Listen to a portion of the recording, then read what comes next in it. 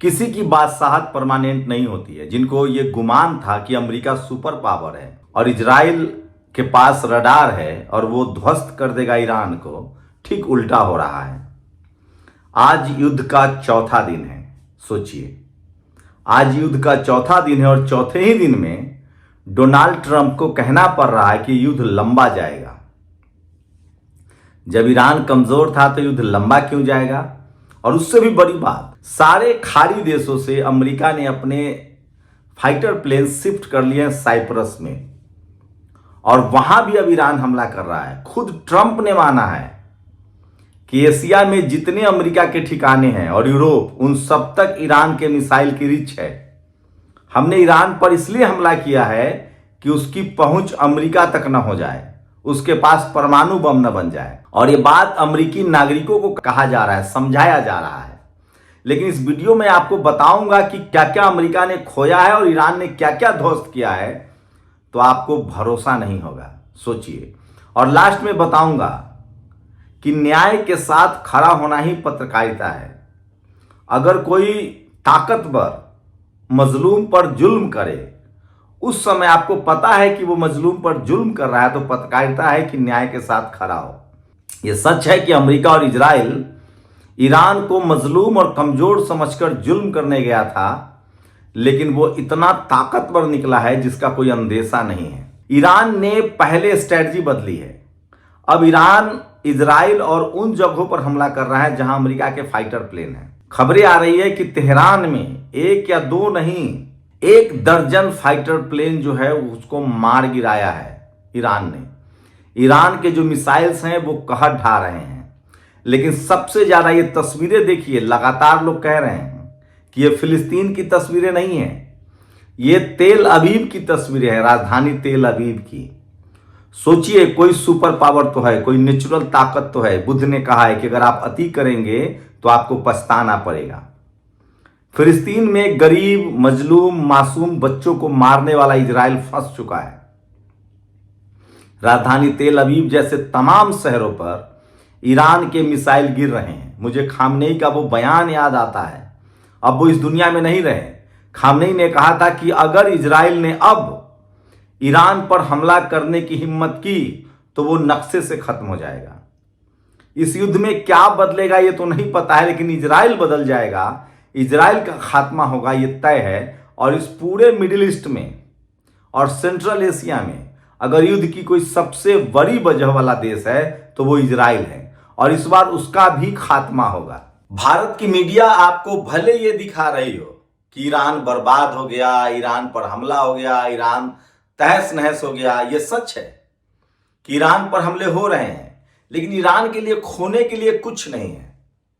Israel दुनिया का दूसरा मजबूत मुल्क माना जाता है, उस पर गिन गिन कर हमले हो रहे हैं। उसकी राजधानी खाक हो रही है, चाहे वो उसका जो हाइफा, जो समुद्री शहर हो, तटीय शहर हो, वो खाक हो रहा है। राजधानी तेल अवीव में मिसाइल्स गिर रहे हैं, लोग भाग रहे हैं। सोचिए, इजराइल का प्रधानमंत्री बेंजामिन नेतन्याहू जर्मनी शिफ्ट हो गया, उसको अपनी सेना पर भरोसा नहीं है। इजराइल का उप प्रधानमंत्री पत्रकारों को लेकर गया और दिखा रहा है कि देखिए ये रिहायशी इलाकों पर हमला हुआ है, गड्ढा है।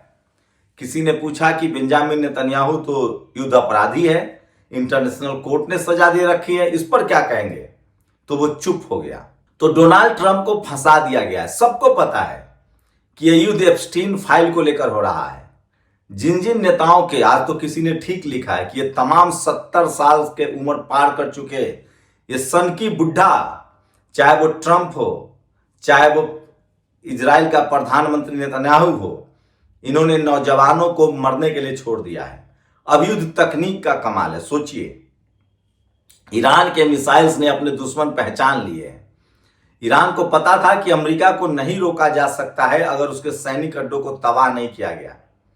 अमेरिका के पास इतने भी फाइटर प्लेन नहीं है कि वो अमेरिका से एशिया में उड़कर आए और बम गिरा के वापस चला जाए।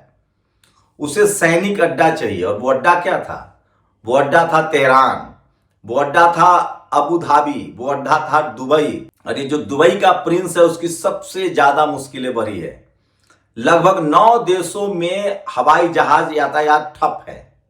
भारत के लगभग 300 फ्लाइट कैंसिल हुए हैं। सोचिए, दुनिया का कोई देश नहीं होगा जिससे अछूता होगा।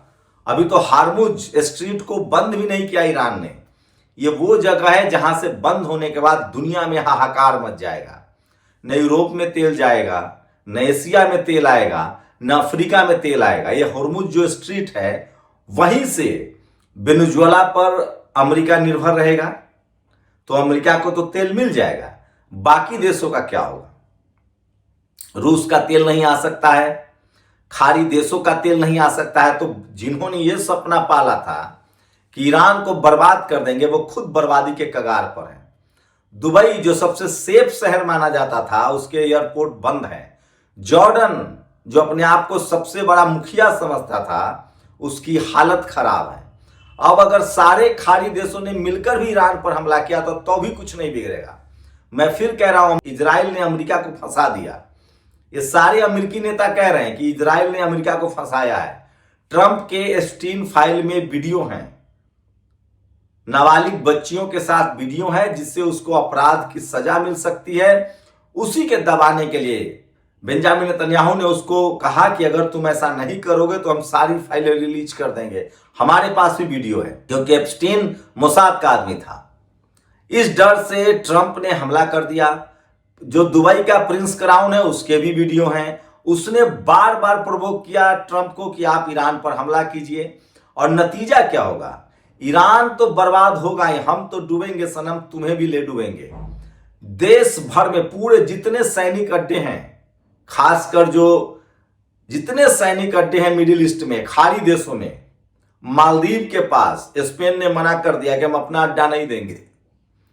लेकिन यूरोप के देश अमेरिका के साथ है, क्योंकि वो डर रहा है। लेकिन वहीं फ्रांस ने कहा है कि हमारी अमेरिका से तनाव होते रहती है। तो दुनिया दो धड़ा में बटा है। और एक और बात बता दूं, ईरान के कंधे पर यह युद्ध रूस और चीन लड़ रहा है।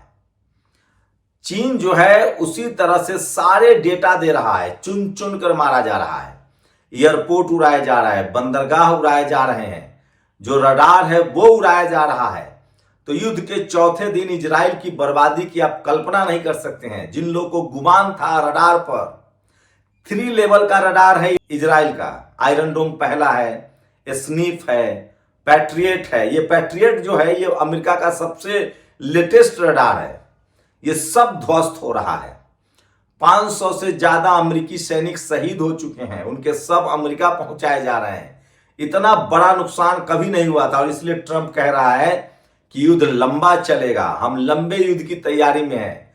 तो मैं फिर कह रहा हूं, ये युद्ध रूस और चीन लड़ रहा है। कुछ तस्वीरें मैं आपको दिखा दूं, जो मैं कॉपीराइट की वजह से नहीं दिखा सकता हूं, लेकिन मैं आपको जानकारी दे दूं कौन कौन से बड़े शहर जो हैं वो बर्बाद हुए हैं। ये वो तमाम शहरें हैं जिसकी बर्बादी की कहानी लिखी जा चुकी है। और खामनेई शहीद तो जरूर हो गया, लेकिन उसने बर्बाद कर दिया है। ये शुरुआती चेतावनी के लिए सबसे बड़ा अमेरिकी रडार है, इसको ध्वस्त कर दिया गया। सोचिए, मिडिल ईस्ट में सबसे बड़ा रडार था। ये सबसे बड़ी खबर है। चीनी सैटेलाइट ईरान की कितनी मदद कर रहा है, आप इस हमले से अंदाजा लगा सकते हैं। सऊदी अरब की तेल रिफाइनरी हमले के बाद अमेरिका दूतावास को उड़ा दिया गया है। सऊदी अरब में अमेरिकी दूतावास को उड़ा दिया गया। यह सबसे बड़ी खबर है। यह क्लस्टर मिसाइल है, क्लस्टर मिसाइल का इस्तेमाल हो रहा है। ये तस्वीरें, ये देखिए, ये तमाम तस्वीरें, ये गजा नहीं, तेल अवीव है, राजधानी तेल अवीव में। तो सोचिए, ये जो बेंजामिन नेतन्याहू है, उन्होंने अपने ही लोगों को मरने के लिए छोड़कर फरार हो गया, वो जर्मनी शिफ्ट हो गया है। ये क्लस्टर, ये देखिए, ईरान का क्लस्टर मिसाइल जो हवा में अपनी दिशा बदलता है, सबसे खतरनाक हथियार माना जाता है। यूएस का बड़ा झटका, रियाद में यूएस असेंबली ने ईरान ने बम गिरा दिया है। तो सोचिए, जहां जहां अमेरिका के ठिकाने हैं वहां वहां बम गिराए जा रहे हैं। इससे साफ है। और ये तस्वीरें देखिए जो मैं आपको दिखा रहा हूं, ईरान ने बंकर से निकाली अपने सबसे घातक मिसाइलें। तो ईरान के पास खोने के लिए कुछ नहीं है। ईरान ने अपना सब कुछ झोंक दिया है। लेकिन दुनिया पर जो इसका असर पड़ेगा सोच समझिए। भारत में भक्त जो युद्ध के पक्ष में है, भारत के प्रधानमंत्री युद्ध के पक्ष में नहीं है, भारत की विदेश नीति युद्ध के पक्ष में नहीं है, शांति के पक्ष में है। लेकिन जो भारत के भक्त युद्ध नीति के पक्ष में है, उनको भी महंगा तेल खरीदना पड़ेगा। अगर ये युद्ध 1 महीना चल गया तो दुनिया में आर्थिक मंदी छा जाएगी और middle class, upper middle class डूब जाएगा। जो लोग ईएमआई पर कार चल रहे हैं वो तेल नहीं भरवा पाएंगे, क्योंकि तेल महंगा होगा तो सब कुछ महंगा होगा। मैं इसलिए कह रहा हूं, युद्ध जो है वो मातम लेके आता है। युद्ध की वही नुमाइंदगी करता है जिसके घर में कोई मरा ना हो या सेना में ना हो। मैं फिर कह रहा हूं, डोनाल्ड ट्रंप ने अपनी छवि चमकाने के लिए देश को युद्ध में धकेल दिया है। ईरान के पास कोई रास्ता नहीं था। ईरान ने कहा है कि हम समझौते के करीब थे, बातचीत चल रही थी, हम पर हमला कर दिया गया है। और ये सब कुछ बेंजामिन नेतन्याहू, जैसे उसने फिलिस्तीन को रुलाया था अपनी सत्ता बचाने के लिए, अब वो ईरान पर हमला किया अपनी सत्ता बचाने के लिए। सोचिए, दो बुड्ढों ने, जिसकी उम्र 70 साल से पार कर चुकी है, जो भ्रष्ट है, उन लोगों ने इस देश को युद्ध में धकेल दिया है। भारत की नीति हमेशा से है, बुद्ध की नीति है, युद्ध की नहीं। भारत शांति के पक्ष में है। ये हमारी विदेश नीति है जिस पर हमें गर्व है। शुक्रिया। नेशनल दस्तक की आपसे गुजारिश है कि अगर इसको बचाना चाहते हैं तो नेशनल दस्तक को सब्सक्राइब करने के लिए रेड कलर के सब्सक्राइब बटन को दबाएं, फिर बेल आइकन की घंटी दबाएं। नेशनल दस्तक को बचाने के लिए बहुत जरूरी है कि हर खबर को शेयर करें, लाइक करें, कमेंट जरूर करें।